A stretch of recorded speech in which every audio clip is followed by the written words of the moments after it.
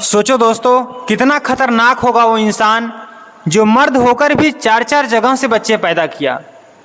अपने मुख से ब्राह्मण को पैदा किया,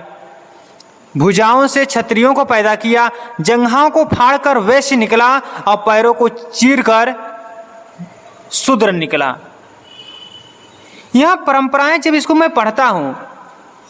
तो जब मैं इसको समझने की कोशिश करता हूँ कि पहले लोग तो यही रचना किए, पहले ये लोग यही कहे कि मैं पृथ्वी का देवता हूँ, मैं ब्रह्मा के मुख से पैदा हुआ हूँ। क्षत्रिय लोग भुजाओं से ब्रह्मा के पैदा हुए हैं, वैसे लोग जंघाओं से पैदा हुए हैं और जो शूद्र हैं वह पैरों से निकले हुए हैं। तो जब यह सवाल बनता है कि वे गर्भवती कैसे हुए, सवाल तो बनता है ना, आपके दिमाग में तो सवाल उठना चाहिए कि गर्भवती वह कहाँ से हुआ, किस पुरुष के द्वारा वह गर्भवती हुआ, क्योंकि ऐसे ही तो उसके यहाँ शरीर में बच्चे पलने नहीं लगेंगे। और यह भी सवाल बनता है कि जब उनके यहाँ मुख से अगर वह पैदा हुआ ब्राह्मण तो वह कहाँ पल रहा था, क्योंकि 9 महीने या कुछ तो पला होगा ना, 2 महीने 4 महीने 6 महीने, मान लो एक ही दिन 4 दिन, वो कहाँ था, मुख में वह कहाँ था। जो भुजाओं से पैदा हुआ वह कहाँ था, वह कहाँ गर्भ में पल रहा था, उसका गर्भ धारण कहाँ हुआ ब्रह्मा का। और जो जंघाओं से पैदा हुआ, जंघाओं में कहाँ से उसका गर्भ धारण हुआ, जो पैरों से पैदा हुआ उसका गर्भ धारण कहाँ से हुआ। शुरुआत में इन्होंने लोगों को गुलाम बनाने के लिए अपने को ब्रह्मा के मुख से पैदा हुआ माना। मुझे क्या लगता है, इसके बाद जब कुछ समय बीतते गए, लोगों ने जब सवाल उठाना प्रारंभ किया, क्या अगर आप ब्रह्मा के मुख से पैदा हुए हो तो गर्भ धारण कहाँ से हुआ, किससे गर्भ धारण हुआ, यह हमें नहीं बताया जाता है कि ब्रह्मा जी किससे गर्भ धारण किए थे, किस पुरुष से या महिला से गर्भ धारण किए थे, किससे किए थे। मुझे क्या लगता है कि जब धीरे धीरे लोग जानने लगे, जब धीरे धीरे लोग सवाल पूछने लगे, तो उन्होंने इसको बदल दिया। उन्होंने कहा कि जो ज्ञानी होता है, जो श्रेष्ठ होता है, वह ब्राह्मण कहलाता है,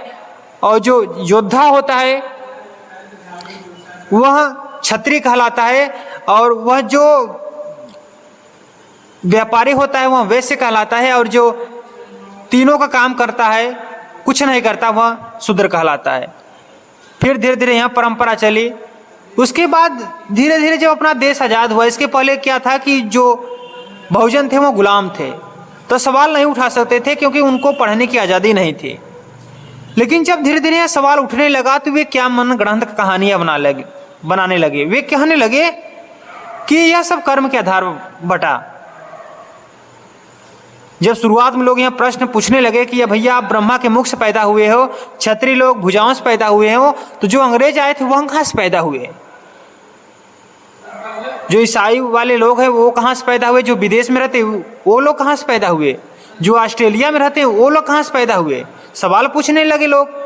तो कहे नहीं नहीं नहीं ऐसे नहीं पैदा हुए थे। लेकिन बहुत सारे आज भी लोग मानते हैं ऐसा, सिर्फ गोड़ मुख से भुजाओं से हमारे ही देश में पैदा हुए, और किसी देश में अभी तक साक्ष्य नहीं मिला हुआ है कि वहाँ ऐसे पैदा हुए थे। जब लोग यहाँ सवाल उठाना चालू किए तो उन्होंने कहा नहीं, कर्म के आधार पर बना है सब। जो शक्तिशाली होता था उससे क्षत्रिय घोषित कर दिया जाता था, जो ज्ञानी होता था उससे ब्राह्मण घोषित कर दिया जाता था, और जो व्यापारी का काम करता था उसे वैश्य घोषित कर दिया जाता था, और जो तीनों की सेवा करता था, जो इधर उधर सबकी काम इधर उधर करता था, उसे शूद्र घोषित कर दिया गया। जब इन सबको पढ़ने के बाद मेरे मन में क्या आता है कि जब ये लोग ऐसा करने लगे, जब लोगों के मन में सवाल उठने लगा, तो वे लोग क्या कहे कि नहीं कर्म के आधार पर बना। तो मैं यह सवाल पूछता हूं कि जब कर्म के आधार पर बना तो इसका कब डिसाइड होता था, इसका कब पेपर होता था कि यह ज्ञानी है या ब्राह्मण होगा। सब लोग आपस में बैठते थे, एक सभा होती थी बहुत बड़ा, फिर कहता था कि भैया यहाँ योद्धा है, यह शक्तिशाली है, यह बहुत बड़ा ज्ञानी है, ब्राह्मण होगा, यह शक्तिशाली है, यह क्षत्रिय होगा, और यह व्यापारी करता है, यह वैश्य होगा। जब यहाँ ऐसा पेपर होता था, कभी जब आपस में सभा बैठती थी, ऐसा जब होता था, तो क्या कभी ऐसा कोई निकला कि जो पहले ब्राह्मण हो लेकिन बाद में वह